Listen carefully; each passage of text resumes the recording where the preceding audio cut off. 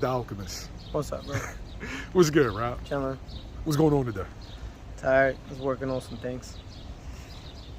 What you got cooking? Nothing. I was just working on shadow boxing for like 6-7 rounds, working on stuff. So you still active? Or you Yeah. still try to keep active? Yeah, I try to stay active. I'm old though, bro. So I try to stay I active. see the grays, man. Hey, Looks good, though. I gotta embrace my grades. Yeah? Yeah. Looks seasoned, man. Yeah. What's up? Big fight this past Saturday. Yeah. Teofimo Lopez, dominant performance against Josh Taylor, even though two of the scorecards did. I know. That's crazy. Yeah. What did you see? I ain't gonna lie, I think that was the best TEO I've seen, because he performed great against Loma, but when Loma started to pick it up, you saw a different TEO that started the fight. With Josh, he was confident. Like he knew what he was gonna do when he walked in there, and he executed the plan from like beginning all the way to the 12th. So I thought that was the best that I've seen TEO look. And he did well at 40. You know what I'm saying? I didn't see the fight before this one, with TEO at 40, his debut at 40. Well, Pedro Campa, then he faced Sandor Martin, and then Josh Taylor was his third fight. I didn't see any of them. Okay. At 40.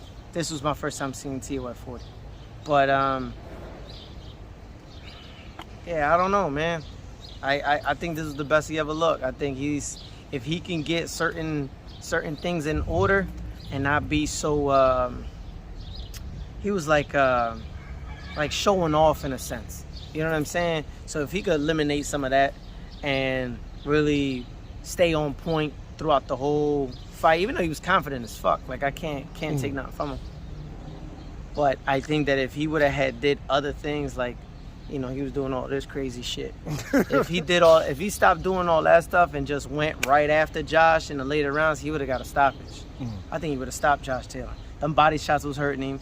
He took Josh Taylor's best fucking shot with the overhand left, and Taylor took it, and that's where he should have just walked him the fuck down and beat him up. Now, you're a strength coach, right? Yeah. I saw that. When he caught him with the overhand, it was a flush punch, and TEO walked through it. Yeah.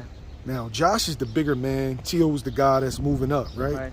What is that a sign? Is that a sign that Josh, I've seen Josh put down a lot bigger men with not as flush shots. Is that a sign that Josh stayed at 40 too long, or maybe it was a bad cut? I mean, I don't know, man. Because Josh only got 19 fights.